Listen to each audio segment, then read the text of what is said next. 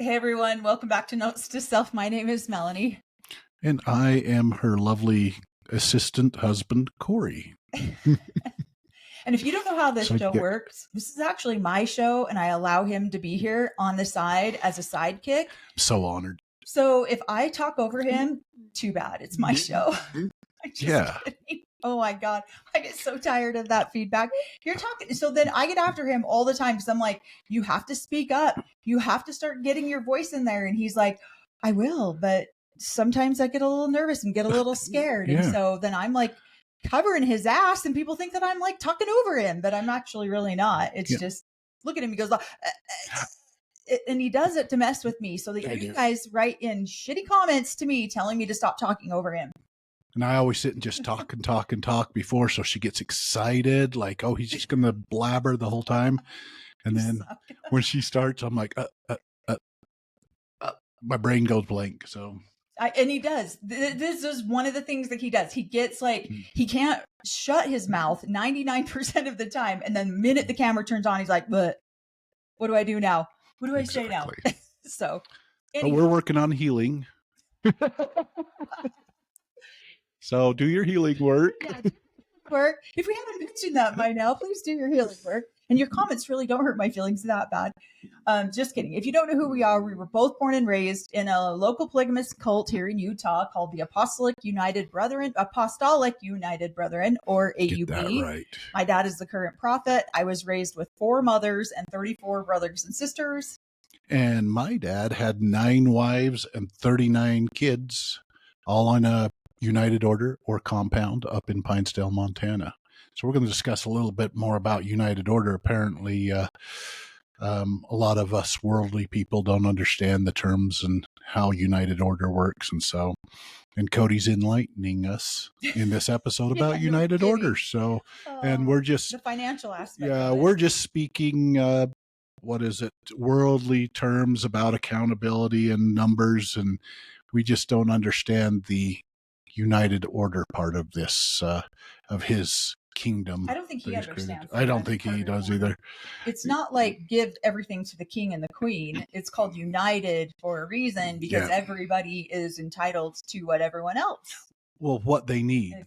They put in all and pull out what they need. And these other women don't need. Sure you need new tires on that you don't van need because new those stuff. tires only blew out 5 times, and I really am in need of this new painting wall collection of paintings. If I don't buy this is an asset. Yeah, like a doll. The painter could sell all of them, and I might not get the full set. This is an emergency. So yeah, he does Cody and Robin's version of what United Order is crazy, and I think we're gonna break down and make a smaller video just around. There's like so many different topics of conversation in this episode that we want to break down and make other videos on. So this is going to be Sister Wives season 19 Tell All episode 3. Yep. I know you're over here making sure I get it all down. And this is just, we're going to recap this episode. I have 4 pages. So get ready guys. This will be a long one. I will probably just a trigger warning up front. I will probably talk over Corey a lot during this video. Which is good. I want him to speak up. I want him to start using his voice a little bit more. I'm just going to sit here and laugh at the facial expressions of Cody and Robin. So no, really, in our real lives, Corey never shuts up. But then, honest to God, you put a camera on him and the guy like freezes. And then I'm like, babe, you can't do that. Everyone in the comments hates me because they think I talk over you. And he's like, don't know what to tell you. Guess you've made it. You have haters. Wish I had haters. I don't have haters yet. No. I have 2 haters, but they won't get on and comment. Turds. Okay, my exes are his haters. Here we go. All right. So they start out. And I know you watch. Stop. They start out this episode talking about Coyote Pass, and I think we're going to hear a little bit more about this. I thought it was really interesting to hear the financial aspects that they all went into so much on this episode, because I did not expect them to talk that much about finances, to be honest. And so I feel like we're getting just a tiny, tiny section of what the finances actually were like. We're not getting, obviously, I don't think anyone would ever get a full accounting. Even when we went through our divorce for 2 years, our perception of what our finances were completely different. He thought one thing, I thought something else. He thought something was fair, I thought something else was fair. And so I just feel like that's just inevitable when you're dividing or splitting. When your love is no longer multiplied, it's now divided. You're going to have these separations. There's just no way around it. She says that Suki asks, why is there so much? Why do they not trust each other? And Mary comes back with, well, we just didn't have each other's back. We haven't had each other's back for years. And so a lot of this does correlate to what we were just saying. In polygamy, or not necessarily even just polygamy, a lot of people live in this. They live in like communions or, different sort of, I think a bunch of different cults or different religions do this, where they all live in some level of united order. The compound that Corey grew up in Montana was considered a united order. In fact, we've even had people call from Montana saying, you guys keep calling it a compound. It's actually really a united order. Can you guys clean that up? But most people don't know what a united order is. They understand compound. Well, and when you start a family, you're supposed to create that family, especially with multiple wives and the husband, as a united order. And once you have perfected that united order, then a lot of times you'll be invited into a bigger united order. With a whole community of polygamist families. And so usually you have to prove as a husband and a family that you're good at united order. You're fiscally responsible within the united order. Then you can come in, and then us kids that are born into it are just required to work in it and work to build that united order. And when we start making money outside of the united order, we're expected to account for that and make sure that we're adding to it. And if we're not very responsible, and I see Mary being called in by Cody and Robin to account for her donations into the united order. That is a thing. As young adults, we're called in to account what we're adding to the united order. And when we're not adding in as much as we should be, then we're asked to leave. It's amazing. Well, and you even got, and we'll go deeper into that in a different video. We'll keep moving on, because I was going to say you even got pulled into that when you were an adult and you moved away. Yeah. You still got pulled into still asking why I wasn't adding to the united order. Didn't I believe in the faith still? Right. Didn't I believe in building up the kingdom of God? Well, no, I'm no longer a part. Yeah. I'm no longer a part of that, right? That's what that, it's an accounting to the united order, and their united order is their family. And Cody is the head. Cody and Robin are the head of that united order, and so there needs to be an accounting. Right. So and Cody says to the real estate agent, he's like, this is what's going to happen. You're going to get an appraisal, or you'll get an offer, and then you're going to send me the offer, and I'll present it to the other wives. And I don't need to get their legal permission to do anything, because they eat out of my hand and they're obedient. And which really frustrated us. We did a whole video on that at the beginning of the season. And Mary's like, this is the first time Mary's seen some of this footage. And she was angry about that, rightfully so, because he doesn't have the right to do that. We are two real estate professionals, been in the business 25 years. He has no right to sell any of those properties without whoever's name is on that lot has to legally sign the listing agreement, and they have to legally sign the contract to sell it. And so he does not, and they should be legally represented by the real estate agent to the same level that Cody is. So the real estate agent should be calling them and explaining to them what offers are, not Cody. It should be the real estate agent. And so that infuriated both of us when we saw that part of it as well. But what he was saying was, you just communicate with me. I will get these women to agree to what I want. So I'm the head.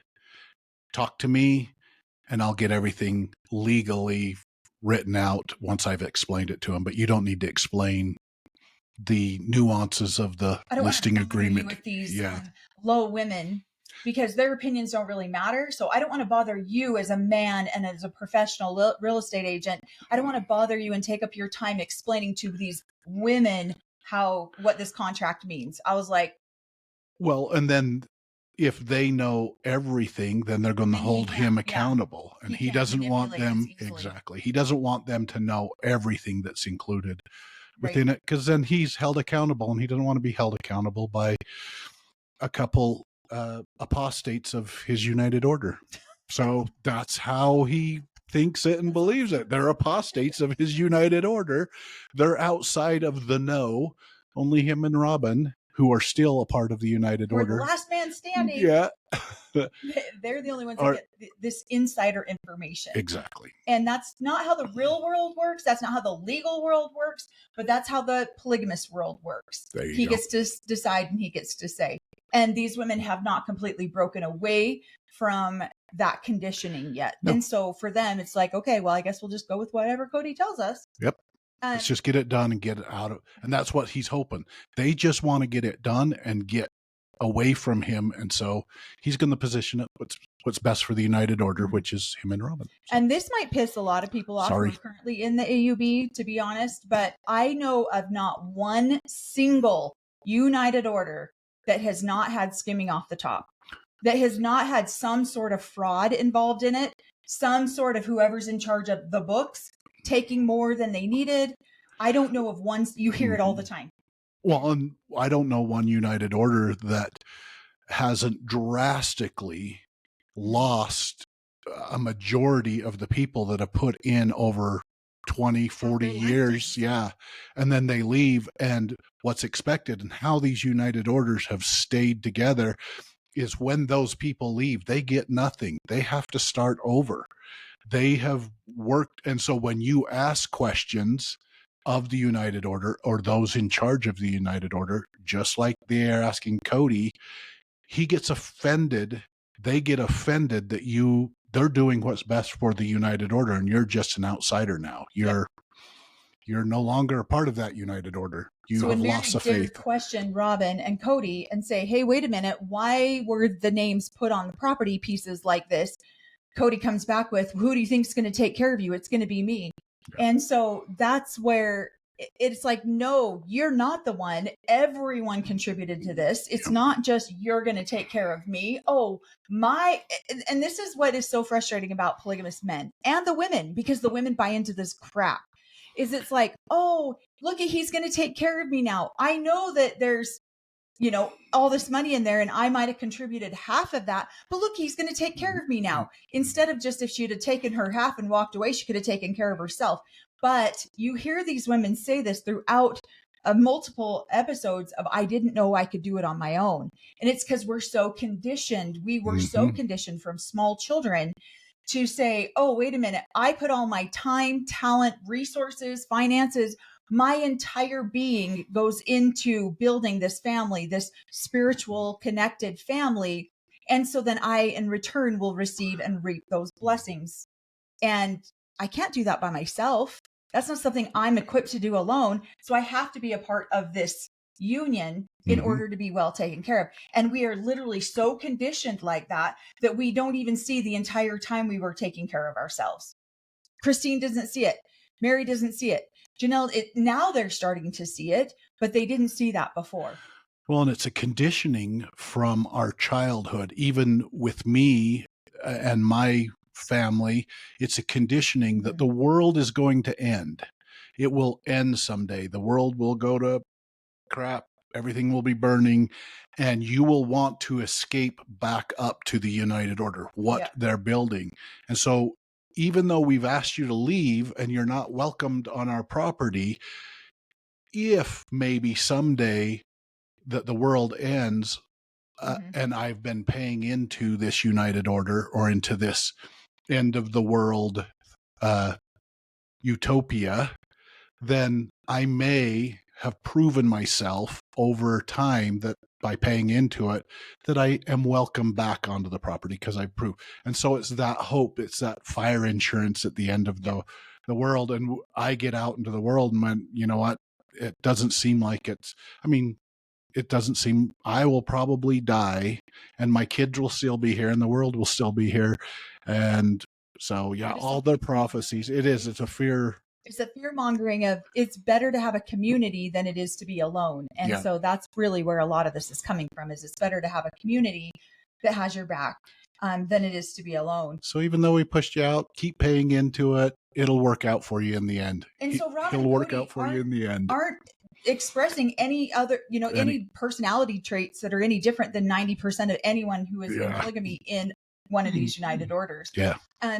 This is typical of the way we were raised. And we will go deeper into this because there's so much more to this, but it's like there's a lot to this particular part of it. So Mary gets in trouble for inquiring because they don't want to be accountable. Whoever's in charge of the United Order doesn't want to be accountable. They want to shift blame. They want to do things. And again, for all you AUB people or anybody in the Kingston group or the FLDS, don't come at me because that's not how it is. I personally don't know one single United Order that has ever not had skimming off the top. Every single one that I know of has had some financial accounting errors.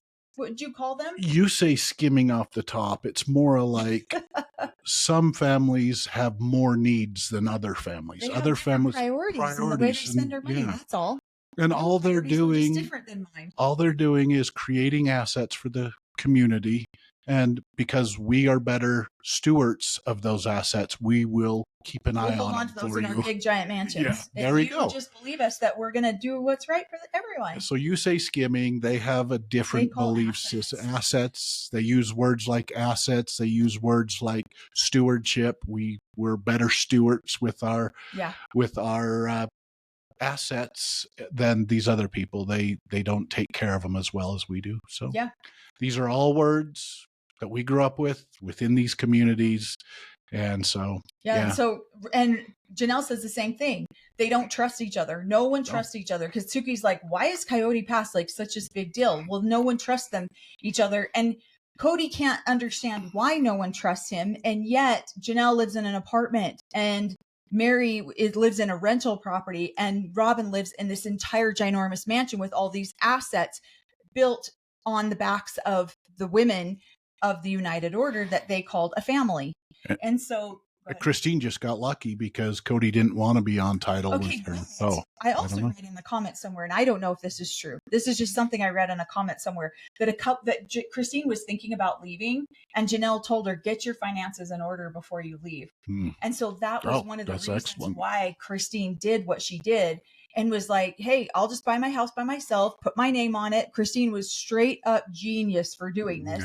And this is one of the reasons, in my opinion, Cody is so furious because he was way better. What? Cody and Robin. Right. Robin seething anger. Cody was so much better than Christine, and he lowered himself down to marry her in the first place. And then she's going to walk off with this big of a financial asset. Like, she's not deserving of any of this. And yet she was careful in the way that before she left him and before she exited the family, also known as a United Order, she got her ducks in a row before she did that. Most women don't. Now, the sickening part about a lot of this is that 99.9% of women don't walk away with any of these types of assets. They don't walk away with mostly just the clothes on their own backs. A lot of times they don't even walk away with clothes for their own children. And so these women are extremely lucky to even have something to fight over because most women don't. Most children don't. They end up going into shelters or they live with family that can help them with diapers, that can help them with whatever it is that they need. So there's a lot. These women are extremely lucky to even have. But what they're saying too is Janelle says the same thing about Coyote Pass. We're lucky. Nobody trusts each other. Nobody wants, why is Cody's name on every single piece? Because he's the patriarch or the priesthood holder. And so he has to be a part of, honestly, I think if he didn't need the other women for their finances, none of them would have been on any property. It would have only just been him. But he himself can't qualify. So he has to have these women on these pieces of property because their names were on their Vegas houses. And from what I understand, they leveraged Vegas houses. I don't know. But he couldn't do it on his own. And that's why these women are even on the property to begin with. One thing that Christine said, or Janelle said, is that Cody inherently always tends to come out on top. He always tends to come out the best in any of the financial situations. And because he is, again, the head of the family, also known as the United Order, whatever assets he has go to him and whoever is still a part of that, which would be Robin. So she talks about how inherently selfish she believes Cody is. I believe 99% of all polygamous men are very selfish, very entitled, very self-centered, very, the word narcissist gets thrown around.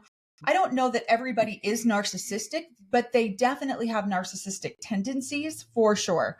You have to, I feel like that you have to have some sort of narcissistic tendency to think that you can marry, take care of, and satisfy that many multiple women. So if you you have to have such a high regard for thyself to be able to be above what common men like us would be able to do to only satisfy one woman. They have to satisfy many women's needs, to take care of not only their physical needs, but their financial needs and raising of the children. So yeah, I believe they are, if you're going to go into polygamy, you have to have feel very highly of yourself. High sense of self, for sure. Well, So, and then Christine says that Cody is always taking care of himself before anyone else.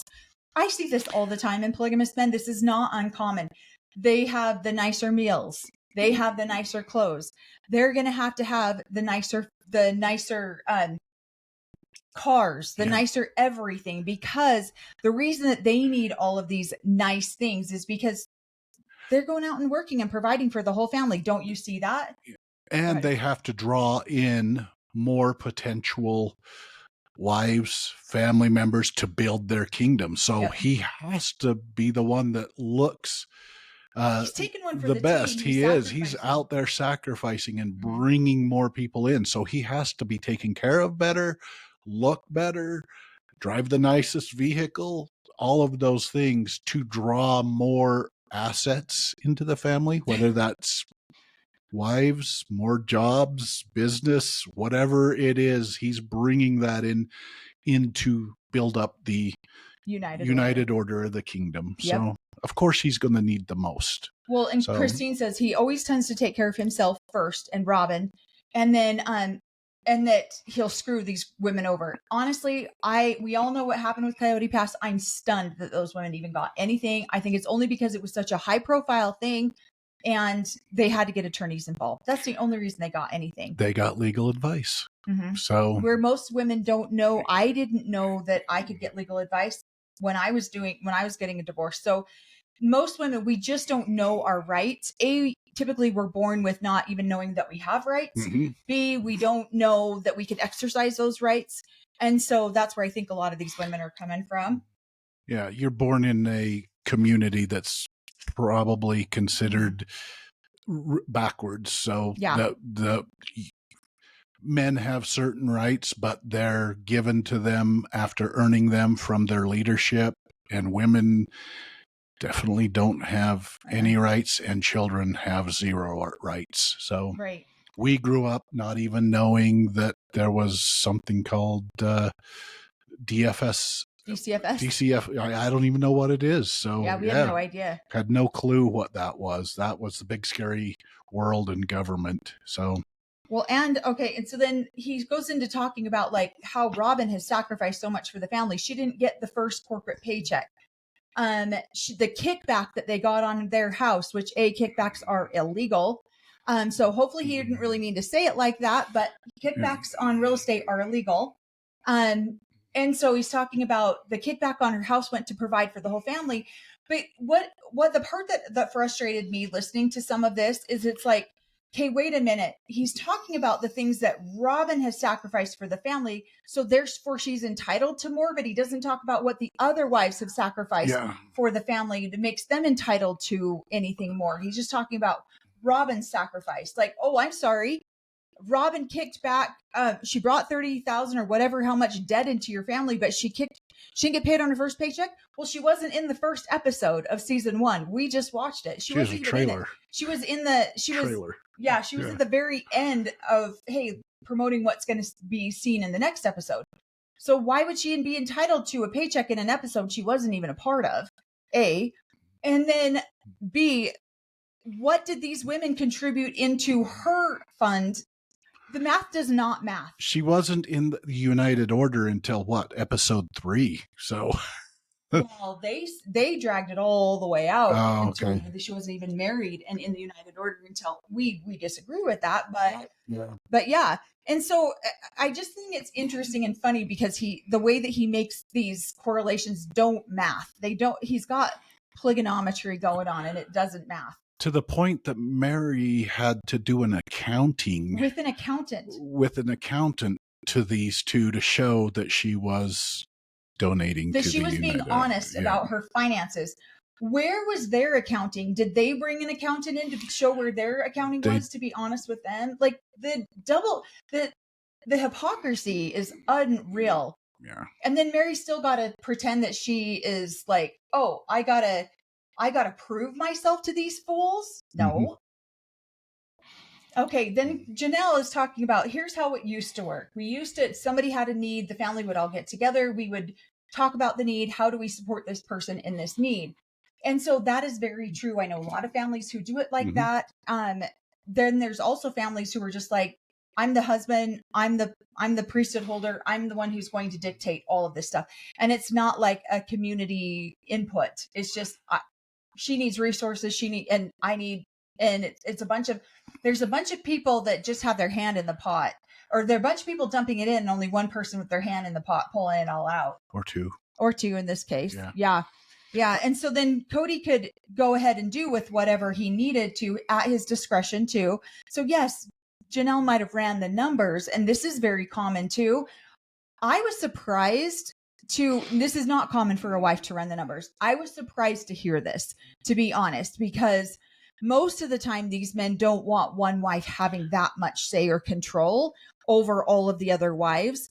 And so I think that is interesting that she has this. Now, some families do this.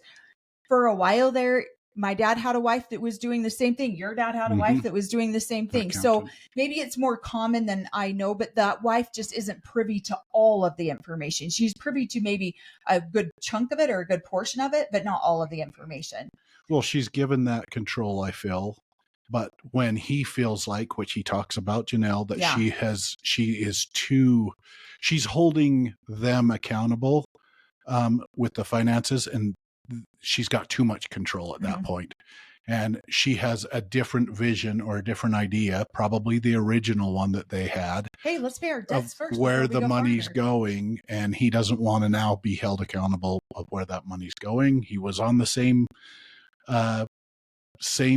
ideas with her on where that money would go, and then another wife came in and said, well, we should probably spend more money here, and she's like, no, that doesn't reach our goal. So now she's got too much control, and we're going to take that away from her, right? And me and the new wife are going to guide our United Order where it needs to go, where the assets are needed to be created. Well, and you can tell that the women are like, we're getting so much more honesty in this episode, but you can tell they're all still holding back.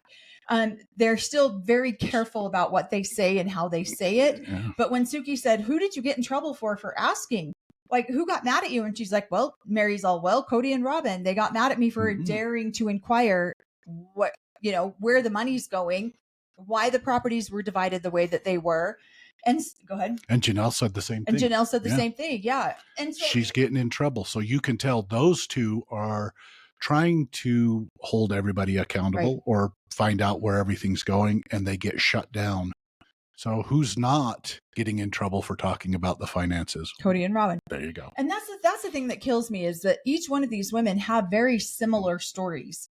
And when they all are coming away from this broken relationship talking about the same things, hey, this was my experience, I'm going to kind of believe that there's 3 of them that all walked away with very similar situations and very, and then Cody is just trying so hard to redeem himself financially. So he's like, yeah, Robin didn't get the first paycheck. He also, her kickback went into the family. We paid for the older kids to go to school and their cars. Who's going to pay for the younger kids? Well, when he says that, who are the younger kids? In his mind, the way that he's calculating it based on what we've seen, this is just based on public, this isn't even bad editing. This is just based on what he's done. The younger children mean Saul and Ari, Robin's younger kids. That doesn't include Christine's younger kid or Christine's two younger children. When she left, she had two children under the age of 18. And that doesn't include Janelle's child that was under the age of 18. It only, in what it appeared to be, was who's going to help us. Robin contributed into the family to help take care of all these older children. Mary contributed into the family to help all these older children. Then Mary comes back and says, well, I paid for my kids' college myself. I paid for my kids' car myself, and I still contributed into the family. So now basically, and here's the evidence. Right. And here's the evidence. Here's an accounting with my actual accountant. So the financial part of this whole show is just straight up screwed up. Like, there's just no way around it. Go ahead. Well, Cody's using United Order math. Yeah. He really is. We put everything, or we're putting everything in there. Now he's saying it's your responsibility, even though you've left the United Order, to still put into it, because he's probably being held legally accountable now by the other wives to help take care of their younger children, whatever that is, child support. He's doing his math now going, well, you guys aren't going to be helping me with my two youngest, so why should I help you? And so we should just call it even, is probably, he's using his United Order math, trying to justify why he shouldn't have to help out with the other kids, but still be a good dad. So instead of going, yeah, these are all my children, I'm going to take care of my responsibility that's separate from your responsibility as the mother. He still has to take care of his responsibility with Robin's children, with Christine's children, with Janelle's children. They're still his responsibilities, and he doesn't see that part of it. For some reason, it's Christine's going to make me be responsible. He doesn't want to be held accountable for that. It's mind-blowing to listen to his complete rationale that is completely irrational. And it's like he doesn't see it. He 100% does not see it. No. Well, we all contributed into the old, and that's how he's justifying this, is because all of them, including Robin, including him, including Mary, paid for the older children.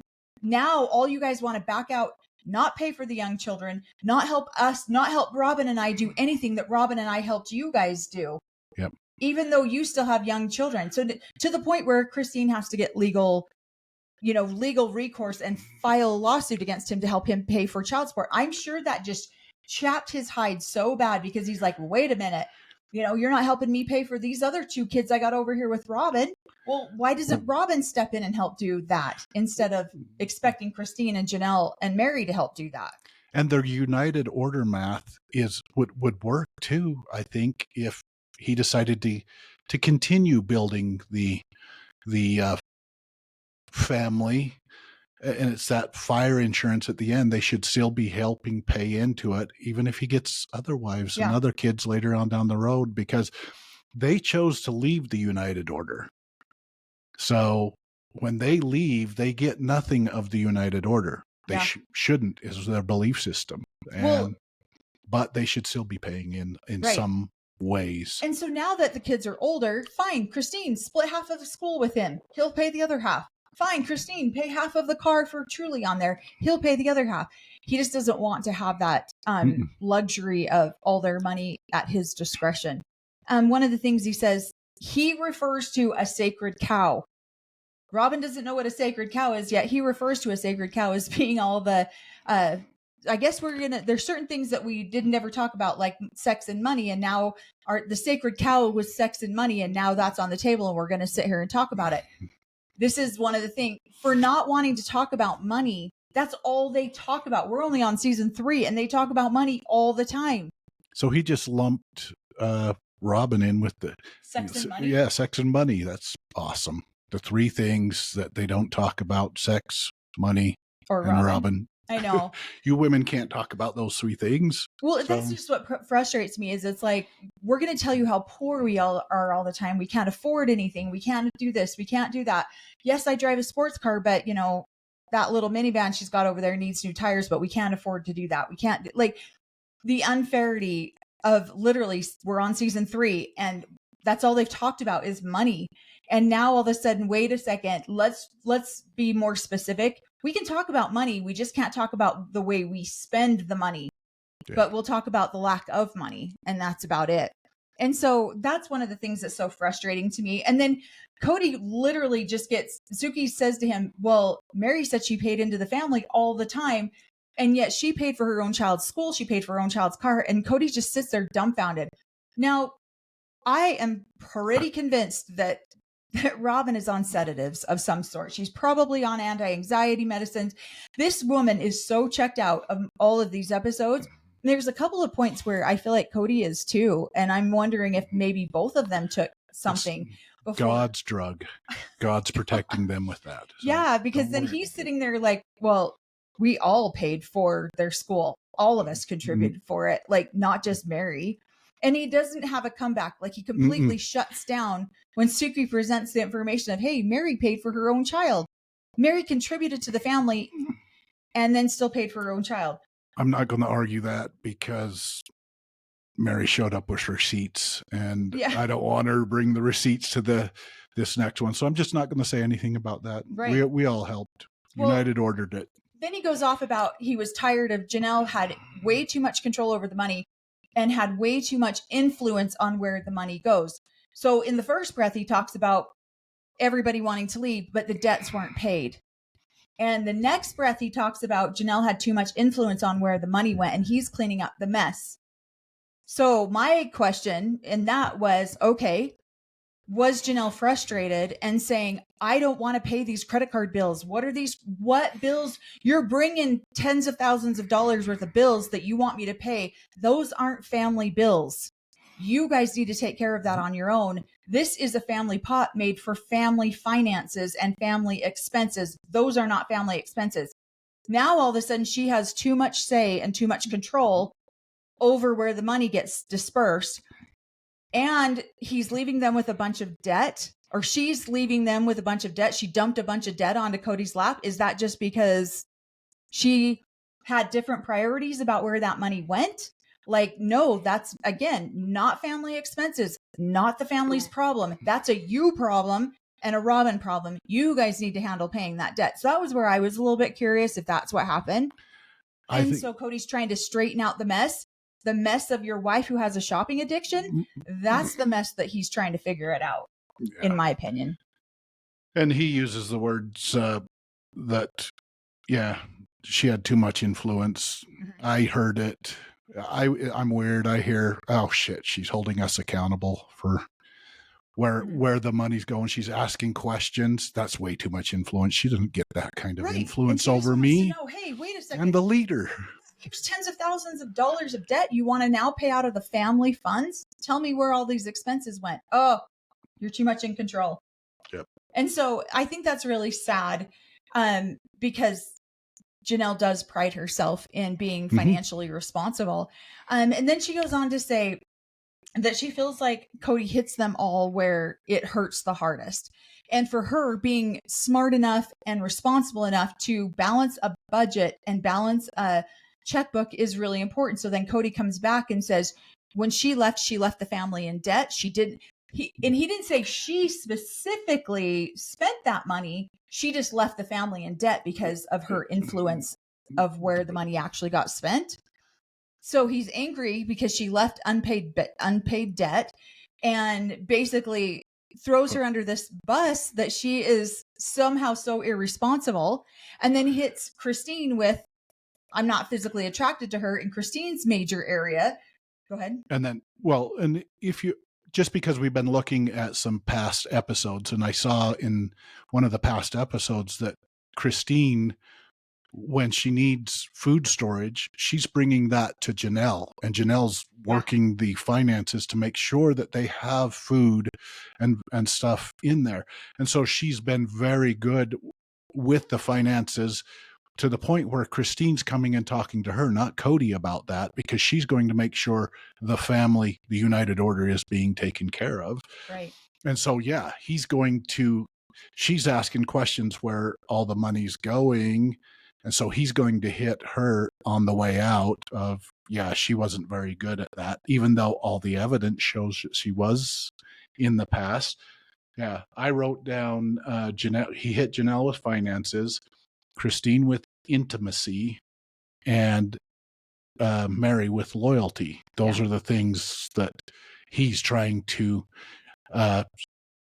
stab them with, that they weren't very good at on the way out. Well, two can play, four can play at that game too. So yeah, they can say, hit him in his ego, in his pride, in his memorable intimacy, or all of that stuff. But memorable. You just can't say anything negative. What I got on this was, you can't say anything negative about Robin. And I'm like, oh my gosh, yes, we can. And then Robin comes back with, so Suki's asking all for different wives, and Robin comes back with, she doesn't even answer the question. She just comes back with, oh, there's recency bias. Oh, let's just be honest. Let's just really say what was honest. Let's be, that all we're doing is trying to get even with each other and backstab each other and hurt each other, instead of just being honest that somebody could have done something nice. Someone could have done something right. Someone could have done something. And I'm listening to her like, okay, well, wait a second. Yeah. Cody's not going to say he's pissed off at Janelle for not paying your debt. He's just going to say that Janelle's bad at finances. And he's not going to say that, Christine's not going to come back and say, yeah, my husband won't have sex with me because he's having it all with you. He just comes back and says, I didn't find her physically attractive. And so I just think that he's constantly comparing one wife to the next all the time, but you can do that only if it's positive with Robin. You can't do it if it's negative in any way, or if it might be considered a downfall, or what are you thinking? Well, just on the bias part, I saw that last week and I'm like, oh my gosh, that word just went over her head, and it just might be editing. This is editing according to Corey.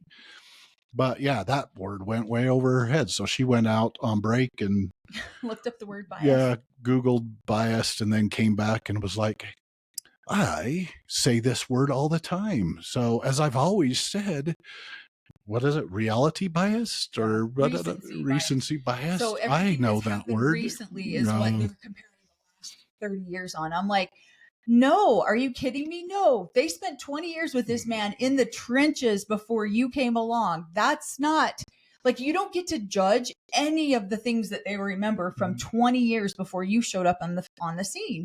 Like, you don't get to say anything about that. They're the ones, like Janelle said, and that's just one small, tiny example. There's probably a million examples.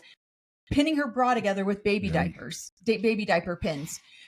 Robin doesn't get to judge that because she wasn't in the trenches. She showed up when the family started to come into money. She never had to worry about the rest of the stuff. But then she wants to get on TV. She missed out on the first paycheck, though. Right. And then cry pop. Well, I had to take care of myself. I had to learn how to do all this myself. So she wants the world to feel sorry for her and her financial situation before she came into the family, but she doesn't want the women to look back on anything. It's just recency bias. No. And then Janelle starts going into, it was a big word. Then Janelle starts going into narcissistic tendencies and narcissistic behavior.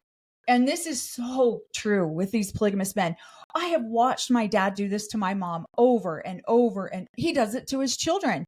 My ex-husband used to do this to me all the time. And so she talks to Suki about the cycles of the love bombing. And then you would get this woman like butter in your hands. Just, okay, I'll do whatever you want me to do, kind sir. Can I have another? And so then he would give her, then he would slowly, aggressively start being aggressive again. And all of a sudden the treatment would start to wind down. And then he would treat her like crap again. And then she'd get all pissed off and threaten to leave. And then he'd come back with the love bombing again. And it's just a cycle that these women went through. I went through this for over 10 years with my ex-husband. Mm-hmm. And he still tries to do it. To this day, he still tries to do it. And I don't have any room for that. So I don't pay any attention. But I watched my dad do this with all of his wives, not just my mom. I watch him do this with all of his wives, and I watch him do this with all of his children. And we've all seen Cody do this on the show. Cody and Robin. And so when Robin's pretty good at it too. When Suki does, man, so when Suki asks the question, well, this seems a little bit cold. It's to me, just because the way we grew up, it's not cold. It's just she's got to a point where she's exhausted. She's done with that cycle. Mm-hmm. And so the best way to end that cycle is to basically put up anymore. Yeah, she puts up her emotional defenses, and no, you take that grief, you take that love bombing, you take whatever that is you're feeling, and you go deal with that on your own. I'm done being pulled back into this cycle of abuse. Hey, we need you, we love you, abuse. All that stuff. And so it's exhausting. Each one of these women have come to a point where, we're done. I don't think Christine had the love bombing. I think the way she left and all of that stuff, man, that hurt. That was the first knife in his kidneys. That's what I loved about the way Christine left, is because she was like, no, mother effer, I got nothing for you. Get out of my house. And she packed his bags for him. Yep. Like, I have so much admiration for Christine, because in this religion, you don't realize the level that a woman has to get to in order to do that. Like, mm-hmm. you don't pack up your husband's shit. Like, that's his. You don't touch that. This is his home. You don't touch that. And so a woman in this religion has to hit a certain level of no more F's in her pocket to give, to hit that, to be able to pack his stuff up and say, adios. Yeah, usually they're packing up their stuff and just leaving. They're packing up their stuff and moving out of the house. Yeah, that's their bravery to do that, to pack up a man's stuff and say, go stay with just get out. That's huge. It is. So, and you can see the seething. I mean, when Christine's talking on this or doing it, venom. You can see face. Cody and Robin. Robin won't even look at her. She is just, there is so much animosity towards this woman that not only left, but then probably gave encouragement to two other wives to leave. And they wouldn't have known that they could do it on their own necessarily.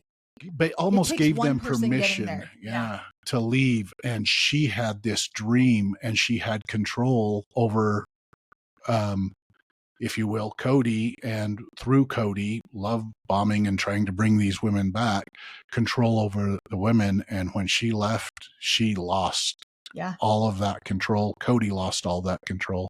And there's some frustration and animosity towards the first to leave. So there for sure is. There's this, you did me wrong, and he will forever hold that over Christine's head, which I just love. I'm so proud of Christine for the level of self-empowerment that she had to get to. And what a great example for her girls, especially where she is the majority of a girl mom. What a great example for her girls to show them that you can do this on your own. So Christine starts talking about her relationship with Cody and how most of the time it was fun. You know, they were both two very fun people, and they were both the life of the party people, the life of the crowd people. Christine brought fun to everything that she did.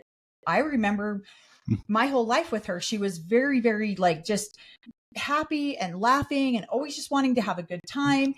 And she never wanted to stay upset or pissed off. And so she talks about that and how she didn't feel like Cody had any respect for her needs in this relationship. And she talks about how sex, she used him, he used her. The word she used was apathetic, where it just didn't really mean that much. By the time when Robin came around, she saw, oh, wait a minute, I want that kind of intimacy. Not knowing that even existed. Half of the time, we don't know these things existed as women because we didn't see our own mothers go through it. So we have no idea. And the things that we're watching on TV are things like, you're not encouraged to watch that. You don't get to see these romanticized marriages. They just weren't available for us to see. And so she sees this with Robin and she wants this. And Cody nope, they have no need for that. And so sex to her and intimacy to her became an obligation, doing her duty. And she says, yeah, we had when you only have sex 5 times in a year, how do you improve? Like, how do you work on it? And Suki says, well, did you guys talk about it? No, you don't talk about this kind of stuff, because then you are succumbing to earthly desires, to human flesh. You're succumbing to the desires of the flesh. And these are spiritual marriages. They're supposed to be spiritual marriages. Now, someone in the comment section, we watch the show live, and then we do like a live reaction. We'll pause the show, do a little video on TikTok. And so those are the little short videos that we'll throw up on YouTube. Well, in there, she's talking about, now my brain just went off about her obligation about only having sex 5 times. Somebody in the comment section came on and said, well, wait a minute, if she's no longer of childbearing age, why are they having sex if this is so against the rules of the religion? Again, the AUB makes up the rules as they go along. Yeah. It depends on who the prophet is. It depends on who you are. It depends on your last name, if you follow those rules or if you don't follow those rules. I mean, for hell's sakes, all you have to do is go watch The Secret Lives of Mormon Wives, and you can see just how much people don't follow the rules and then go to church on Sunday like they do. Well, bending the rules. It's okay to bend. So some people are very strict with this, and they do not have any marital relations, intimacy relations outside of trying to conceive children. Most, I would say 95% of all AUB members that I knew, not like we sat around and talked about sex lives, they didn't follow that. They don't follow it. They still have relations. Now you can get a husband who will follow that strictly with one wife because that's her desire to do that. Or in this case, he's not physically attracted to her. He doesn't want to have relations with her. So then he uses that excuse to not have to have relations with her. But that's not normally the case. So the prophet 2 prophets ago was very strict about this. He would not let people have temple recommends if they were having marital relations outside of trying to have children. They were not allowed to get a temple recommend, from what I understand. Now, my dad is the current prophet. He doesn't believe that the leadership should have anything to do with a husband and wife's bedroom. So he doesn't even bother with it, as last I heard. Yeah. He doesn't even bother with it because it's really no one else's business but the man and the woman. It's not even the other sister wives' business. It may have changed if the Lord talked to him and gave him an updated. It could have changed. We don't know. We haven't been a part of the AUB's prophecies. But my dad, forever. My entire life has always been of the opinion and expressed the opinion that it is not their business and that they should mind their own business, and that this is a relation between a husband and a wife, and it's at their discernment whether they're going to follow that law of chastity, whatever you want to call it, in their relationship. So hopefully that answers the question that we got earlier. Yeah. PDA. Oh, we're getting to that. Okay. Yeah, that's almost next. But then I love how Christine comes back and was like, I'm having sex with the guy I meet before I marry him because I want to make sure that there's physical compatibility. And you're welcome. Because I did the same thing. I was like, I am not, because I understood everything that Christine was saying in that segment, because we only, like, it was a marital obligation. It was a duty. It was a responsibility. And that's where my garments came into play, because I felt like they protected me from him. I didn't have to be, sexy because they're not sexy in any way. I didn't have to do those things. And so, which probably attributed to more of his, extracurricular activities that he paid for, because that way he was at least getting his needs fulfilled. And I didn't have those desires to be with him like that. And so I think this is more of a protectant for a lot of the ladies out there, unfortunately. So under the teachings of the AUB, yes, we are sinners, and we have been sinners since we left. So, and we live worldly and in sin because of, So I just really appreciated that Christine pointed that out and was just like, yeah, I'm going to make sure that this happens. I'm going to make sure that I'm compatible with whoever I'm with. And I love that she didn't have to point this out. She didn't have to say this. This is a big step, especially for somebody like Christine, who was born and raised in this religion. Now she's going to fornicate? No. And she's going to fornicate after she has already taken her temple promises and covenants and endowments. She is now, that makes her fornication worse than the girl who had never been through the temple fornicating.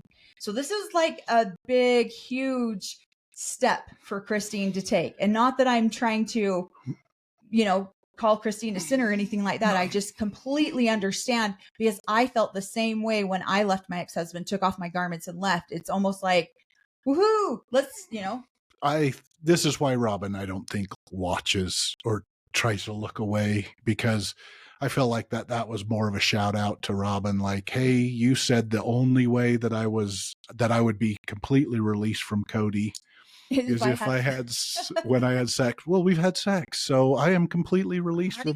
Yeah, I don't need to go get your temple release, because you even said it there, prophetess of our United Order, that once I had sex with somebody else, I was no longer a part of your guys' group, and I'm not. So I left. In your little heaven. Yeah. So no, I loved that whole segment with Christine. There's a lot more deep meaning for her as a woman leaving the religion and finding her own voice, finding her own steps. I know people come into our comments all the time and they're always talking about, oh, Christine's not healed because she's still doing da-da-da-da-da. That's not what healed people do. I agree that maybe she does have more areas to heal. We all do. We will. This is why we encourage everybody to heal on our channel, because we will always find things to heal, especially if you were raised in a cult. But she has healed enough to find her own voice and to make her own decisions and to believe in herself enough that she went out and manifested the kind of relationship that she said she always wanted, and good on her for that. So I need to heal too, but I love it because she has my sarcasm. I feel like her and I we have the same sarcasm about the way we were raised and the way she lived it. I didn't. She raised and lived it, and she has sarcasm about it and throws a little shade their way because it gets under their skin and they react like pouty brats. So I'm loving it. One thing that I wanted to mention that she said is she knew at a certain point with Cody coming over, they basically said that we didn't talk about it, but the one time we did talk about it and he said there wasn't going to be intimacy, it was over for her. That was amazing. That was her waking up. And then she used the term that she knew she had been independent. She had been independent long before that point. It just woke her up that she had been taking care of herself and her children and the other children free from Cody for how many years? He wasn't around. He wasn't a part of what she was doing. So it made it so much easier for her to wake up and go, okay, I've been doing this on my own for the last 10, 15 years. Why do I need this clown around? But that's part of the conditioning that we're just conditioned from as young girls. Our entire life is that you're not enough. You're not good enough. You're not worthy enough. You're not enough. There's nothing that you can do to support yourself. You're always going to need the guidance, spiritual guidance, financial guidance, relationship guidance of your husband. Everything about you is going to be taken care of by your husband. And that's why for the outside world looking in, they're like, what is wrong with these women? Why are they doing this? Well, because we were conditioned from the time we were small children to believe that this was what our lot in life. This is what we were capable of. That's all we were capable of. And yet in reality, the wives are so independent, right? And running, and they're not aware of it. Yeah. They have to wake up to it that we've been doing this on our own by ourselves while this guy's out looking for other wives or out with that favorite wife, and we're doing the work on our own. We are independent women. So I thought it was hilarious too when Suki now has David on the scene, and David was like, she was so starved for affection and I could give that to her. I'm like, David, you are such a good guy, because he sees this need that this woman has and he wants to fulfill that for her. And this is not something that Cody ever really wanted to do for these wives. This, and we'll get more into this in a minute when we get to the luggage rack part, but this is what it's not about, a luggage rack. It's about a man who does not see the needs of someone else or even wants to fulfill those needs. Again, this comes back to what Cody said several episodes back, where he was like, if I love a woman, it's because she made me love her. And what did that say about him as a person? That he's so self-centered and so self-focused that you have to make him do something in order for him to notice you or your needs. And so that was really hard for me to, I'm sure that Christine just sat there next to David like, oh, you could do that for me? Oh my gosh, thank you. I've even said those exact words to Corey when I was like, when he was like, well, remember we were at a restaurant and I really wanted to do this lunch with these, we were taking this training, and you could go to lunch with the couple and they would have more one-on-one time with you and teach you, more about what we were learning in the class. And I was like, I was so angry and so mad. I'm like, why wouldn't you buy that for me? I told you I wanted to do this. And he was like, I didn't realize you really wanted to do that. I could do that for you.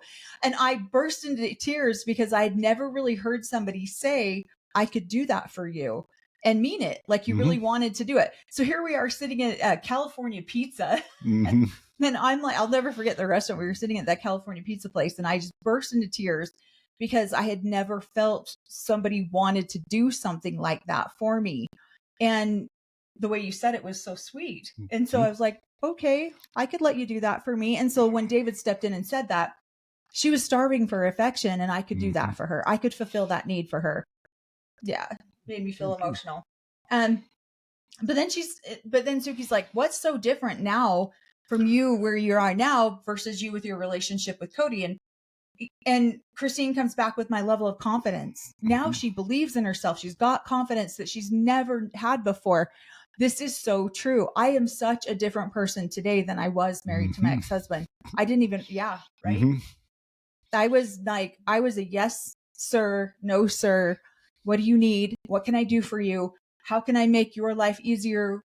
What are your wishes? And I succumbed to every wish and demand that he needed because that was my role in life. And I'm watching Christine do that with Cody. And now all of a sudden she has a boost of confidence. She believes in herself.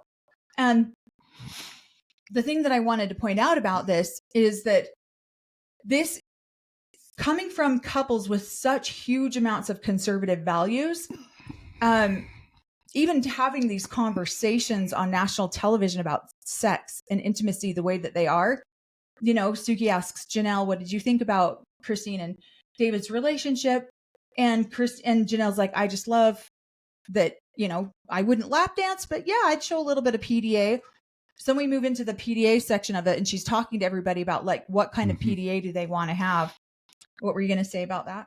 Just, we grew up, the way we grew up, I never saw that our parents didn't show public affection. I think it was a belief system that they had that if they were overly affectionate or sexual in any way, it wasn't they didn't want to show us children any of that because it would create sexualized children and they were trying to show us a better way that you didn't need to have carnal desires, and they wanted righteous children. So I never saw that any sort of affection, other than maybe once in a while a good night kiss or something like that to my mother when Dad was in that area.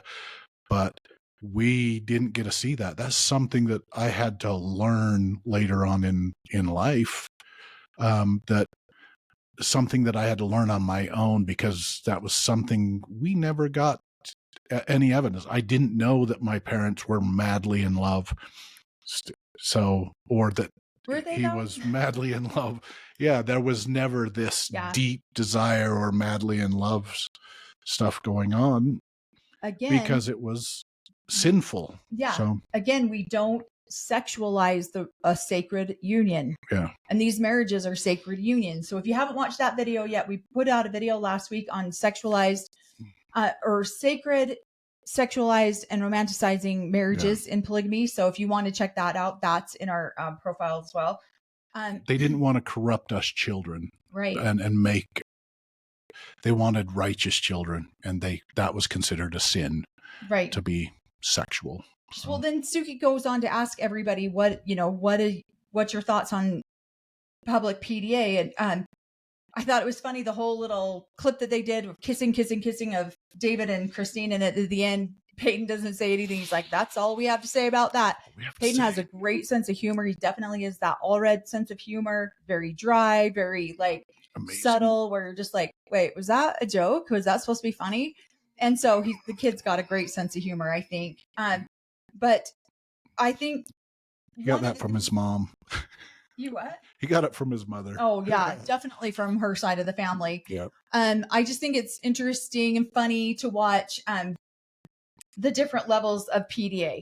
Janelle's like no PDA at all, and I think that's one of the reasons that Cody wanted to be more intimate with her and wanted to be more affectionate towards her, is because she didn't want to do it in public.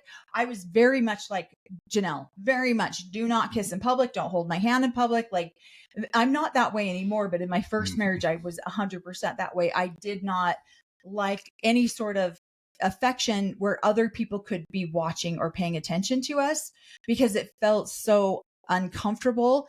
And it was like, everybody is watching your relationship to see how's that marriage doing? How's that marriage doing? How's that marriage? And it's just this constant gossip about, they don't look like they're having a very good marriage right now. I wonder if it's because he's over here. And so there's a lot of comparisons that happen in polygamy. Is your marriage righteous enough? Is it sanctified enough? Are you guys doing, are you because are you more spiritually inclined, or are you more earthly inclined? So you need to be in the makeout sessions and the kissing and the touching. So I related to Janelle when Janelle talked about that.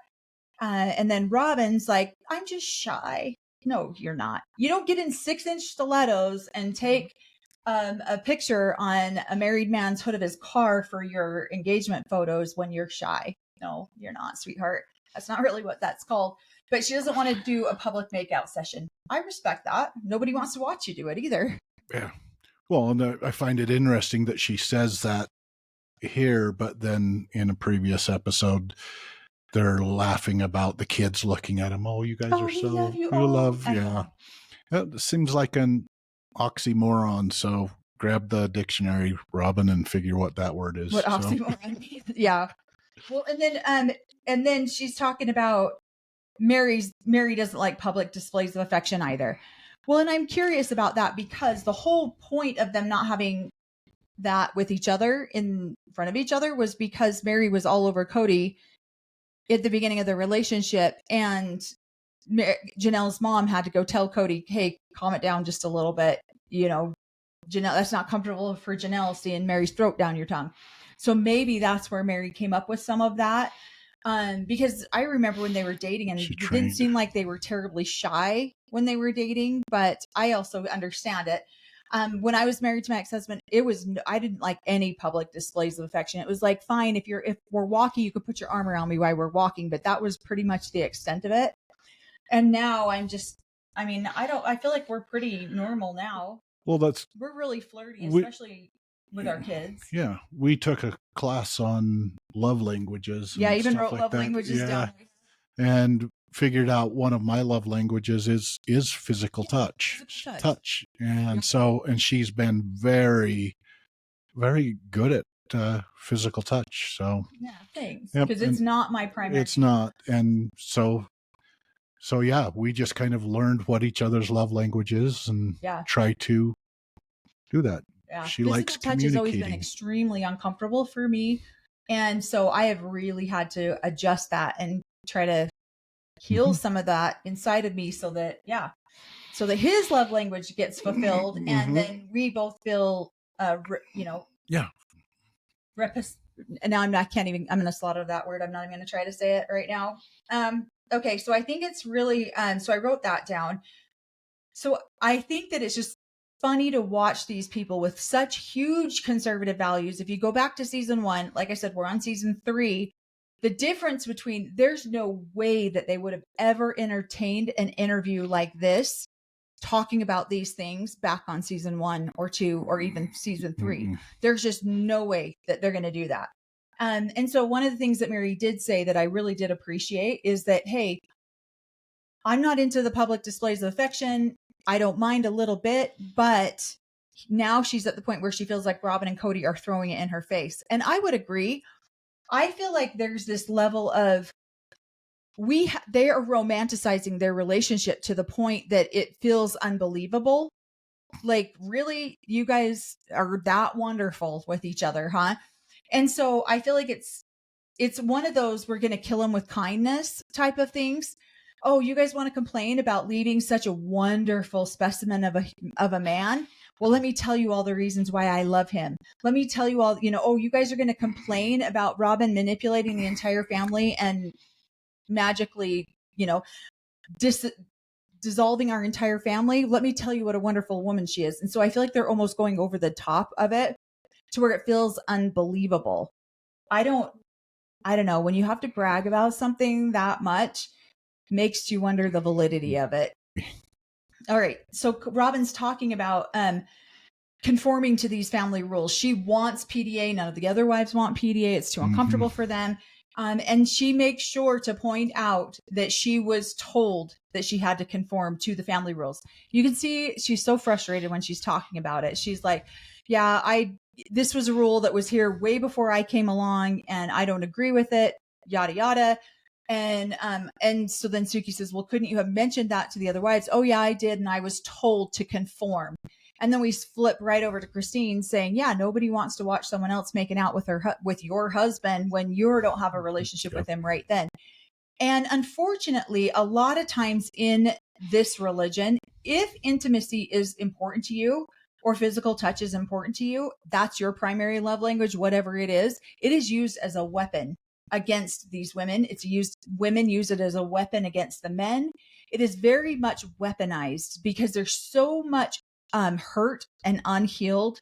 And there's so much that we don't talk about in a lot of religions, not just polygamy, but there's so much confusion and unhealed wounds around sex and around intimacy because it's something that they don't talk about. So no one knows how to heal through that. So they just use it as a weapon more often. I would say 95% of the time, intimacy is used as a weapon in one form or another. And so that's what you're going to see is going to take down families. And then unfortunately, you just weren't meant for the calling. You weren't meant to live up here in this higher law because you are so worried about physical affection. So this is where Robin could easily have taken, I'm not saying this happened, but easily could have taken something like this that deeply hurt her and offended her because maybe physical touch is her primary love language. And the family had already set an established rule. And so she went, oh, okay, instead of weaponizing sex against Cody, I'm going to weaponize my intimate relationship against these women because they won't allow me to have the PDA in public that I want. And so she, in my opinion, took that relationship and weaponized it against the women and love bombed the shit out of Cody and used it as a way to gain hierarchy in the family because she was being denied something that she thought everybody should be entitled to, public displays of affection. And she was being denied that. And she was slapped back down into her place and reminded that she needed to conform to the family rules. And she went, I don't want to conform. I will switch the family rules by overcompensating in this department. And so that's just that's what I would say happened. That's what I have seen happen with other women. It's like, oh, I'll just love the shit out of your husband and we'll see what he thinks about that with you. And so again, it's not a healthy way to have a marital relation because it's still weaponizing sex, whether it's weaponizing it in what you think. And how many times did Robin say that?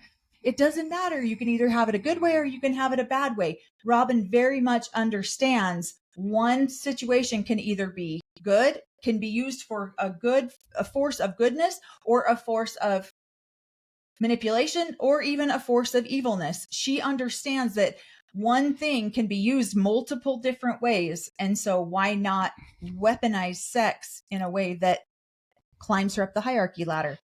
And that's my opinion on that. I don't know. And she's the boss. Right. So. Right. And then Cody goes off. Like, this is the most ridiculous thing I think I've ever. Yeah. I'm not going to do PDA, especially not with Robin, until Mary and Janelle are married again. We went to a family gathering and we were kicked out of the family gathering for having PDA. And Suki's like, what are you talking about? I can't talk about it. Who? I don't want to I'm talk not going about to it. talk about that. I know. When? Was it recent? Yeah, I'm not going to talk about it. I'm just going to wait for them to. Yeah, I'm going to bring it up, but then I'm not going to talk about it. So, because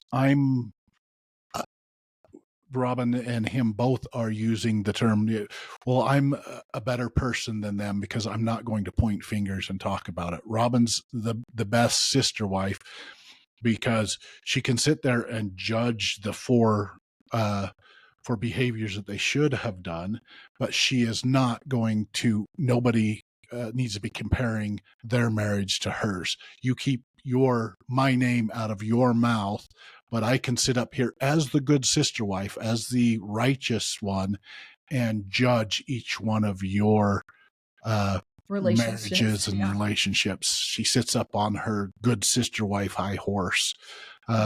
Yeah, we use different terms out in the real world, arrogant, self-righteous, all of those things. But within the AUB, that is a good sister wife who can sit and judge or be there in the middle of talk Cody in the middle of your relationship. But you don't get to do that to her. So you don't get I'll get in the middle of your relationship, but you don't get to come back and compare your relationship to me. So unless you're comparing it, that it's way up here higher and you should bring yours up, but you should watch and see and listen to me. You shouldn't get in the middle of our relationship. So. I know. Well, and Cody says the F word a couple times throughout these different videos, which has been blowing my mind, if I'm totally honest, because you were not like, he's just letting all caution go to the wind. He doesn't even care, but this is not something in season 1 he would ever have done. And so it's interesting to watch him sit there and say the F word. But he gets all dramatic about this and throws out a little bit of, oh, it's just not safe. Robin and I are our safe places together. And then Cody, and then Suki's like, what are you talking about? Because he literally goes off script and just starts rambling on about something. And Suki's like, I didn't even ask you that question, dude. You're the one bringing it up. And now you're telling me it's too painful and too traumatizing to talk about. But you got to get that little stab in there at whoever he's trying to take a stab at. And I just thought, what a joke. And then he's all animated and riled. Then he stops and he's like, we're just not going to talk about it. Like, this guy has taken some serious acting classes because he goes from here to here to here to here in 2 seconds. And it's like, oh my God, the drama of what you're trying to express to everybody. And then he comes off and he's like, when true love is expressed, it brings the wrath of the world. The real world hates true love. So we can all be watching something and having an experience. And so Cody's looking at the whole world. They hate him and Robin because they have found true love. And he completely misses the fact that it's like, no, nobody hates that you and Robin love each other. No. They hate that you abandoned 3 other women and all of those children so that you could have that love. Yeah. That's what they hate. But he doesn't see it that way. He completely 100% sees it as the world hates true love. No, true love would never require you as a father to walk away from your children. Yeah. True love would never require you as a man to walk away from the commitment that you made to 3 women and the families. That is not true love. That is lust. That is temporal desires. That is ego trying to be right. That is all of these other things other than true love. But then it gets all, woe is me, ultimate victim of the world just hates true love. And they rain down their wrath when they see it. I'm not going to try to speak for the world, you guys, but my annoyance wasn't that great. I'm glad him and Robin have this otherworldly marriage and that's so much better. What I was annoyed with is that him and Robin come in to teach us small people that you can marry multiple women and you can, he has such a bigger love than any of the rest of us because he can love 4 different women and all of these kids, and he's going to show us how it's done. And then he doesn't, and it all falls apart, and he is just kidding. Yeah. And now everybody just hates him because him and Robin. No, it was your arrogance to sit there and say that you can make 4 women happy. You can take care of all of these things. You're so much better of a, I don't know, husband and marriage coach, I guess. And now all of a sudden you're just normal like the rest of us. But you still hold your 4th marriage up higher than all the rest of us. So you're just like the rest of us. So deal with it, dude. So nobody's hating on you because you found true love. Everybody's just annoyed with you because the way you discarded the other 3 true loves that you had above the rest of us. So yeah, we're just annoyed with your arrogance still, that you just got beat down. The world, getting married, doing all that stuff, it's work. And you got beat down because you couldn't do 4. Most polygamous men can't do that many. They don't. By the end of their lives, they're just like you. Just admit it, like the rest of us. So I mean, your dad started with 9. By the time he passed, he had 2. Yeah. Yes, some of his wives had passed before. Yeah, they had passed, but left him too. Yeah. And so same with my dad. My dad's had some women leave him too. So this is not an easy lifestyle. It's just the arrogance that he came out with at the beginning of the series, saying, look, we're about to show the world what a sacred love can do and what we can create out of sacred loves. And now he's angry with the world because he found true love, and true love's different than sacred love. Yeah. And the world needs to just try to keep up with him and Robin and the different ways that they're expressing their love. And I'm okay with the arrogance at the beginning. He was very arrogant. He was like, look what I can do. That's awesome. It's his arrogance now, I know, or his victimhood now. He's turning from arrogant to victim. Yeah, now he's just a victim. Robin's a victim. They shouldn't be treated by us common folk like because they have something bigger and higher than us. Well, you don't, bud. Sorry. So then we go to like Robin coming and saying goodbye to Mary when she's leaving. And I think it's hilarious because we're watching the whole junk journal thing, and it's so hard to take anything that Robin does seriously. It really is. And I'm not trying to have a recency bias by anything with Robin. We just started the whole show, and again, I have talked to several veteran polygamist women who have watched some of the show, and they're just as disgusted with Robin as the rest of us are. This is not something that, and again, this could be bad editing on TV. Robin could be a saint, and this could just all be bad editing. I don't think so, because of some of the things that she says in here, but she's bringing Mary this junk journal, and it's all about her and how she can't let go of Robin, and that Christine is just laughing. Yeah. And I am just like, oh my gosh, I am laughing watching Christine watch this. Like, did she just say what I think she just said? Like, what is she doing? How manipulative does this woman have to stoop to try to keep Mary and her finances in the family? Yeah. Well, and I'm loving too, because it is showing these other wives look at this scene. Yeah. And there's comedy that she's laughing about it. Mary's shut down. She's put up a wall. And so she's just looking at it too. So I'm loving the way that Christine and Mary and Janelle are watching Robin, how they act. They've dealt with this for 19 seasons. So they know exactly who she is and how she's acting. And then I love the flip side when they're communicating or their stuff shown, and the good sister wife is sitting there and won't even look at these guys make fun of each other or say mean things about Cody. So she is such a good sister wife. This has got to be vindicating to the children of this family to some degree, to have the world publicly see what they experienced when the cameras weren't on. To have the world see that, it's got to be validating for some of these kids, some of these older kids that lived through it as teenagers.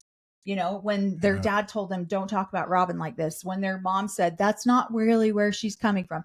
You know, I would say stuff like that to my mom, like, what in the heck is she thinking, talking about another sister wife? And my mom would defend her sister wives. And she would say, you don't understand, Mel. You don't understand what's happening. You don't understand. That's not her intention. Her intentions were good. Her intentions were pure, yada, yada, yada, yada. And so for the world to see how Robin and Cody actually are, I bet it feels probably fairly, it's probably one of those that you're like, I don't really want this to feel good as a teenager living through this, but it feels a little vindicating. But at the same time, I really don't want my family on TV being shown all these, you know. So I bet it's a roller coaster of emotion for some of those teenagers. But I think it's interesting because we're watching. I keep saying that. I really need to stop saying that. It's driving me nuts. Vindicating? Interesting. I think it's interesting. I think it's interesting. I do it all the time. It drives me nuts. But Christine's over here laughing, like Robin was so manipulative to Mary, and Mary's like, I don't want to really have a relationship with her unless it's reciprocal. We're starting to find out that Robin was ghosting Mary and that she wasn't returning her calls. And now Robin's trying to claim Mary's ghosting her and not returning her calls. So this is after she left the family. Wait, now all of a sudden you want her to return phone calls after she left the family? Robin said that it wasn't reciprocal back, and so Christine starts talking and saying look at how manipulative Robin is. Mary starts talking, and Suki's like, well, yeah, do you feel like it was reciprocal? Like she was trying to keep, and Mary just sat there. No, she wasn't reciprocating to me at all. I loved how honest Mary was about that. That was awesome to see. And then Robin comes in and she's like, well, I want to have a relationship with Mary and I'll do whatever I can do to fix it. And I figured she just needed space. So me being the good sister wife that I am patient, and I'm going to give her space so that I can show Cody what a wonderful person I am by being patient with Mary while she struggles. I'm not struggling. I want the relationship, but I'm not struggling. I'll just be patient. And long suffering. Yeah. And long suffering is the one they use all the time. Yep. And again, then we go right back into how Cody and Robin manipulate the things that are happening. And Cody's like, yeah, Mary's got some awful friends. And Jen is just jealous. So she says bad things about Robin, but Robin is an extremely safe place for everyone. She's extremely safe for me. She's extremely safe for Mary. Mary just doesn't want to own that or admit that yet. And Jen is just jealous because she wants to be Mary's best friend, and Robin's already in that position. So now she has to discredit and discount Robin so that she can be Mary's best friend. These people live in a world of delusion. Like literally, we're not going to be honest about anything. We're just going to be completely delusional about everything. And the way that they switch it around, instead of nothing Robin does ever gets called to account by this man. Very little that he does get called to account. She's starting to call him to account a little bit more because, again, we think she's breadcrumbing to be able to leave him at a later time. So she does point out some of his flaws and some of his shortcomings, but he does not point out hers. You what? Yeah, his scariness. Mm-hmm. So yeah. Which is true, probably true. These other wives I love it. These other wives can sit there and say, hey, this is a problem that I had with him. Or this is something's going on, and she's sitting up there. Yes, we're not pointing fingers. These guys need to quit pointing fingers. They should lift each other up. Right. Yeah, she did. Right. He did this right. She did. Yeah. Again, a good sister wife. Relationships up to who Robin is. Yep. Yay. But it's okay for her to sit there and go, well, I was scared of Cody at this point too. But these other wives, they can't be scared of Cody. They shouldn't be able to. They can't say that kind of stuff. Yep. So well, and I love how Christine just calls her right out. Robin manipulated Mary all the time. We all saw it.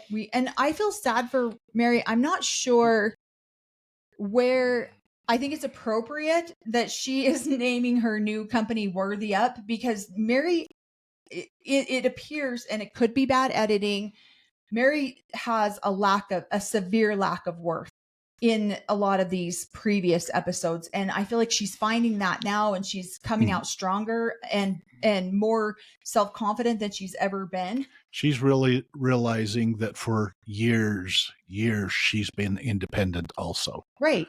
And that's amazing. But I think she was the favorite wife until Robin came in, and she was getting left behind. And so then it was this constant hanging on, Robin, what can I do to have Cody like me more? What can I do to be better? And Robin would give her all of these ideas and lists, basically, to be able to fit into the family again. Mary, if you just do this, Cody says he loves you. I know he loves you. So if you just do and gives Mary a list. So now not only is Mary getting a list from Cody of the things that she could do better to fit into the family, she's giving, Robin's given her a list too. And this is Robin's way of showing up to be a good sister wife. Look how much I love my sister wife. I'm helping her to see where she's failing and where she could do better so that Cody will love her more. And weird, it's the same list. Cody's list was written by Robin, given to Cody. Yep, now she's getting the two lists. They probably look the same. Yeah, I think it's so gross and disgusting that I want to do another video on what makes a good sister wife, because in Robin's mind, this is what makes her a good sister wife. Even though she ran these other women off, she ran Mary off. Now she's trying to help Mary. Don't you see that? And so she's going to Cody going, I'm trying to help Mary. I want to help her stay a part of the family. I want to help you two and have your relationship. I'm being a good sister wife. See that, Cody? You love me the most because I love them the most. I love them more than I love myself. And that's why I'm giving Mary these lists on how she can improve herself so that she can be a better wife. She can be a better financial provider into our United Order family. And so she's a producer. Yeah. And so she's like, I want to be a good sister wife. So in her mind, that is what makes her a good sister wife. And this is what's so frustrating, is you see this in so many other relationships where the one woman's like, just back off, please, just leave me alone. Give me. And the other woman's like, no, I'm going to be a good sister wife. I'm going to be right there at your feet. What do you need from me? I'm going to do. And then they don't even wait for an answer. What do you need? They just go, I'm going to do this, and this, because that's what a good sister wife would do. Right. Well, give myself a gold star. Yeah. Well, I feel like they're also checking in or getting that information to take back to their husband to keep what she's thinking or saying or doing, right, to tell on them, to keep them in line with their husband. So right. And so then now Robin's complaining because Mary wasn't reciprocal to her relationship after Mary left. And the part that really frustrated me a lot about this interview was Mary is finally starting to find some of her worth. And she's saying, that's a you problem. You need to take care of that. Cody, you don't get to dump your grief on me. That's your problem. I'm not taking that. Robin, that's your problem. I'm not taking that. And she's setting up boundaries. And Suki, as the interviewer, is like, that feels pretty icy. That feels pretty cold. And I'm like, I wanted to come through the TV. Like, are you kidding me? Do not discourage this woman from setting up boundaries. Sometimes boundaries can seem icy or cold, but that's why they're called boundaries, is because she's been violated so much by the lack of boundaries that when she puts up boundaries, it makes her look like she's cold and heartless. No, that should be a woman empowering another woman. Good for you to find your worth and your value, that you know that you deserve better. And so good for you for setting up those boundaries and not be saying that sounds icy and that sounds cold. No, that is not. That infuriated me with Suki. I'm like, come on, Suki, be a girl's girl here. Like, help empower this woman who has had no self-worth most of her life and has fallen at the whim of these two people. And now you want to question her as to why she's setting up boundaries. Why does that feel so cold? So that was very frustrating for me to watch that part of it. Anything else on that? No. Okay. Let's see. The whole jealousy of Jen thing was just, that one kicked me out. That one killed me when he said that. Jen's just jealous. Jen, you need to get your own best friend. Rob, you're not stealing Robin's best friend. Come on, girl. Because Robin's safe for Mary. Yeah. And when he says that, Robin's just a really safe place. Really? Because 3 ex-wives and 17 children didn't think so. Yeah. And they still don't think so. To this day, they don't think that. So when you're the common denominator, the problem is typically going to be the common denominator out of 20 people. It's interesting because you always use the term, if somebody tells you you're an ass, take it. If one person tells you you're an ass, you can ignore it. But if 10 people tell you you're an ass, then you should buy a saddle. Yeah. So Cody ought to go get a saddle for his sacred cow. Oh my gosh, that's funny. Yeah. No, because most of his family feel that same way. So Right. something's true there. So Very true. All right. Then we get to the luggage rack. This luggage rack, it's not the luggage rack. The luggage rack doesn't mean anything. It's a metaphor. And Janelle even says it flat out. It's a metaphor for the kind of man that Cody wasn't or was. But we don't even drive a car with a luggage rack on it. That I know. That's what I paused it when he was like, we had a sedan. It didn't have a luggage rack in it. And Sugi's like, you idiot. It's the luggage rack in the hotel room. Oh. So that's why he almost seemed spacey and out of it too. Almost like he was not quite all the way there either. So that's why I questioned if he was on something too, because he didn't seem like things weren't clicking for him. And that was a little bit like, really? You didn't get that? The luggage rack in the hotel room? Yeah, we didn't have a rack on our car. It was a sedan. Yeah, I don't know. That one got me. But that's basically what it is it's whether he's a gentleman or not, he's not thinking about them. And then this whole scene was super frustrating to watch, because then you see Janelle and Christine going back and forth about what kind of person Cody is. And then she asks Robin, and Robin gets this shit ass grin on her face. Like, oh yeah, women, I got your husband, and I got the luggage rack, and I got, and so Robin's going to rub that in as much as she can. She's like, I don't know, I probably put the luggage rack on myself. This is the difference in, I want to point this out and possibly do a whole different other video around this. When Christine married Cody and they got to the hotel that night, that's the first time she's ever kissed a guy. Cody was her first kiss. Cody was her first kiss over the altar in front of the other women. She is a timid, shy girl going into a hotel room with, I'm sorry, there is a mental block there, with 2 other women's husband. Yeah. And she's trying to get her bearings about her, trying to feel like, where do I fit in here? Does this jump right into sex? Does this not jump right into sex? What do we do? He's the experienced married man there. And instead of worrying about her and her comfort, he picks up his own suitcase, throws it on the luggage rack, and starts worrying about himself. It has nothing to do with the freaking luggage rack. It has everything to do with the fact that here she was in her vulnerable state as a brand new married woman to a married man going into a hotel room. That's what it really had anything to do with. And then he forever worried about his needs. Again, were Cody's needs taken care of first? He always tended to come out on top, Janelle said. And so Robin, who had been worldly, had been knocked up before she got married, had been in a relationship, married already, starts to mock Christine in this situation, going, I don't know, I probably picked up the bag myself and put it on the luggage rack myself.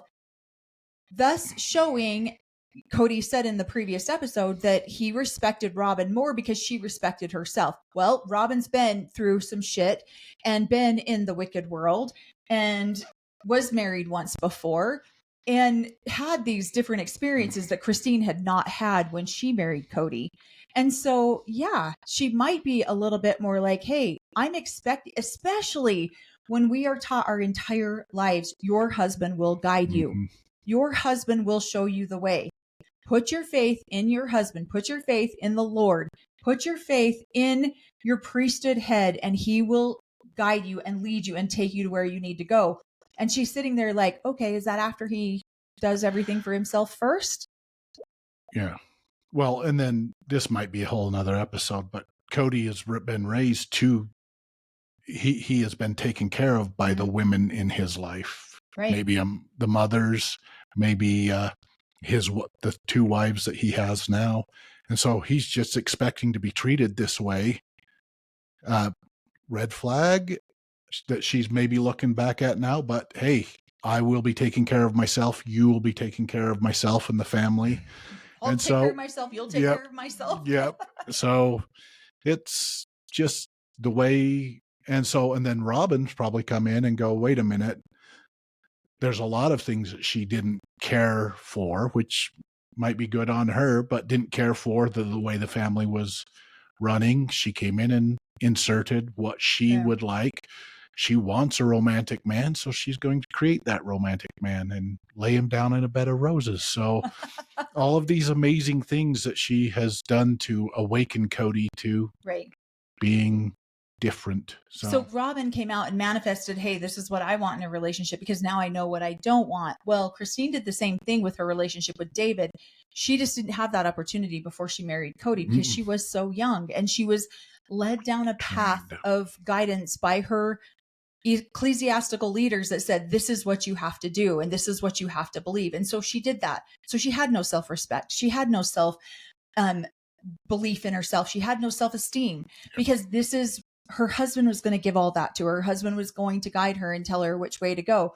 And so, of course, Cody had zero respect for her. And Robin had already gone through all of this shit and manifested a relationship how she wanted it. And so she is at a totally different space coming into the relationship than Christine was. And so I thought it was really just the shit ass grin on Robin's face. Like she won't watch any of the clips, but she'll watch this clip of, yep, that's right, girls. I got your husband, got the luggage rack, got everything, got your bank account. I got it all. And haha, yes, you're just going to sit there. And then goes, this is the stupidest thing. Like, why are we arguing about a luggage rack? And I'm like, it's not the luggage rack. It's the fact that he is not a gentleman in any way, especially to this young girl that he just betrothed in front of her family and friends. One of the things too is then she's talking about the camping trips and how Cody always expected you to look so nice. We just watched that episode just barely, season 3, episode 6 and 7. And we just did a whole recap on it. That's on our page too, if you want to check that one out. But she's talking about how they are the workhorses and Robin's over there making herself look good. And then the rest of the day, Cody's telling her how pretty she is and how pretty her girls are because she's now fixed all of her girls' hair. And this, I feel like that is same kind of metaphor. That's what happened. Christine and Janelle were the ones who did all the work. And honestly, it seems to me that the Sister Wives show was fading off for a long time. We thought it was going to be over. And then Mary did the catfishing thing. And then that brought the show not just back to life, but it brought it back with a huge, oh my God, a sister wife's cheating. And so there was a lot more hoopla around the show when that happened. So these women are down there doing the storylines, making the show happen while Robin's over there putting pretty doll clothes on dolls and doing her hair and dressing her girls and looking pretty because aesthetically pleasing things are what's important to Cody. Yeah. And so what's funny to me is they're talking about all of this, right? They're talking about the differences. They're on a reality show. They're talking about their lives from a reality show. This is their job. This is what they're supposed to do. And then Mary comes back and she's like, why is Christine talking about her ex with her current husband? Why is she doing this? And I'm like, because that's part of like your healing process. You're going to heal and bond with your new partner over talking about these kind of things. And why was he the way that he was? And so then Cody comes back with this constant comparison. His words were, constant comparison will kill their joy and spoil their lives. Well, and comparing herself to Robin, that is a tragedy. And I'm like, so jealous of Robin that she's comparing herself to Robin, and that's a tragedy. And I'm like, wait a minute, she was comparing you to her new husband. You're a dumbass. Why? There's no comparison between Christine and Robin at all. And they're not she's not comparing herself to Robin. She doesn't even there's no comparison. Robin's a whole different sister wife, righteous sister wife, most loving sister wife on the planet. I don't want to be that. I want to be the bad sister wife that's talking the other wives into leaving, if that's what she's most angry about. So, but the part that killed me about this when he said this is I'm like, hello, are you listening to yourself? You literally just spent the last 19 seasons comparing these women to Robin.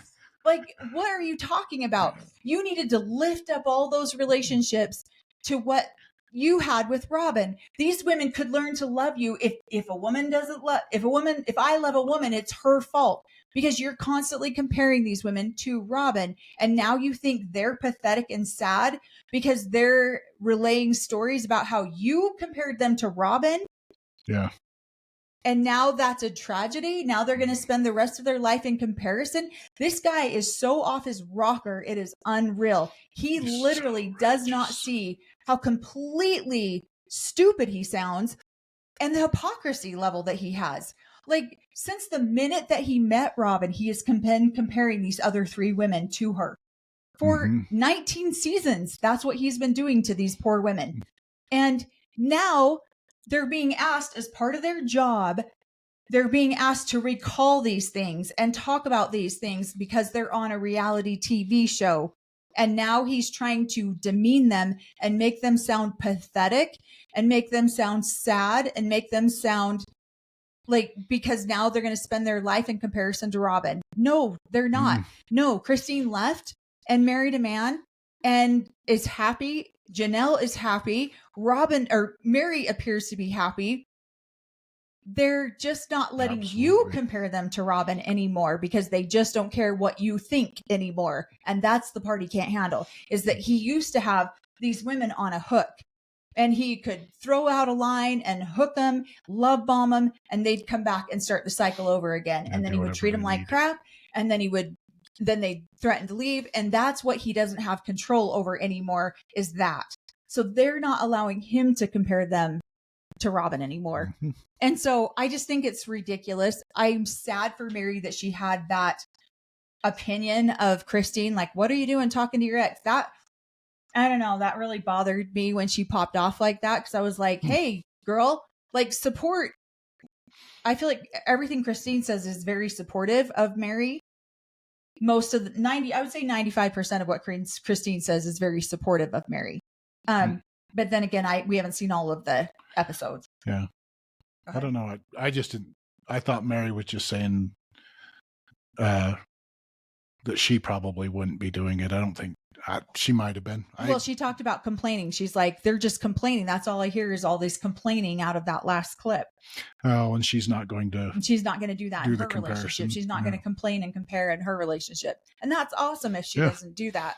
I think they're on a reality show and they're being asked questions and they're answering it because this is their job now. And they're bringing in the humor and pointing out the red flags that they should have seen, but they couldn't see when they could see, but they couldn't talk about because exactly they weren't allowed to.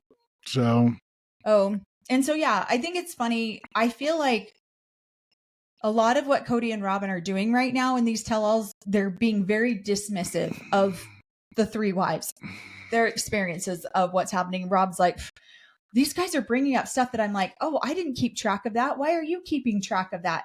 Yeah, sweetheart, because you were the one benefiting from all of their hard work. And so, of course, you didn't keep track of it. That's why it's too hard to unravel the accounting, is because you didn't keep track of it, because you were the beneficiary of what was happening. These women were the workhorses. These women were in the mud and the muck. You were the pretty one looking pretty. You were the aesthetically pleasing one that Cody could look at while they were in the background doing all the work. And collecting and taking care of the assets. Yep. So. And then, of course, Cody he tries to be so poetic in everything he does. And he goes, yeah, Robin came in and just laid me down on a rose garden of trust. What the are you talking about? Like, I don't know. He's been into her Harlequin romances. I know. If you ever talk to me like that, I'd probably slap you. I'd be like, I'm going to try it. That's going to be fun. Are you on something? Are you high? No, I mean, sometimes you will try to do, like, he'll come up and because physical touch is not my primary love language, he'll come up and he'll be like, he'll say something off the wall like that. And I'm like, what are you doing? I am going to say that, and you're going to laugh. It's going to be a comedy thing. So I know. So what, like, laid me down in a garden of, in a rose garden of trust, not a daisy garden, not a lily garden. It was a rose garden of trust. I mean, it's poetic. So completely stupid. And, yeah, I really hope that you. Well, he's going to get some kudos for that at the end. If you do something like that, which you have, he'll say it, but he'll say it all like smirky and smart alecky, and then I'll just laugh and be like, yeah, that's not happening. She loves my sense of humor. So I actually do love your sense of humor. You got a great sense of humor. When it's used on other people, when it's used on me, it's not always as funny. But anyways, there's our recap. This is a really long one because we had so much. I think we're going to make a couple little offshoots. You got something else? No, I hit all my points. So okay, we'll make some little sub videos because I really want to go into more subjects like what makes a good sister wife. And there was a couple more that I wanted to go into deeper, because the sister wives just give us so much material to work with. So that we can give examples of other situations that we know based on what we're seeing on sister wives. It just gives us like an endless supply of things to talk about. Yeah, being a good sister wife is not a good thing out in the real world. So it's not manipulating and convincing somebody to stay with an abuser. And that's what she was doing with Mary, but she wanted a gold star for being a good sister wife for it. I don't know. I was trying to be a good sister There's other good sister wives that we know too. And it's like, man, you are the most manipulative. If that's what being a good sister wife you is, suck. I don't want one. Yeah. No. So let us know what you guys think in the comments below. And if you haven't liked or subscribed, please subscribe to our channel, share information with somebody that you feel like might be able to benefit from it. And then, let us know what you think in the comments. And we do, again, I want to clear up because we had some confusion. We do those smaller videos on TikTok. As we're watching the episode, we just pause, make a little comment, and then try to come back to it and make the longer form videos that we post here on YouTube. So anything that we post on TikTok, we try to bring back over to YouTube too. Because I know some people on YouTube are like, wait, we want to see your content, but we don't have a TikTok. That's totally fine. We're bringing everything over there from over there onto over here. YouTube's our platform of choice anyways, but TikTok's kind of where we got started. So so follow us. We have a link in our bio where you can follow all of our other social medias if you'd like to. And again, leave us the comments at the bottom. Let us know what you guys think. And thank you so much. Thanks, guys. We'll see you on the next one. See ya.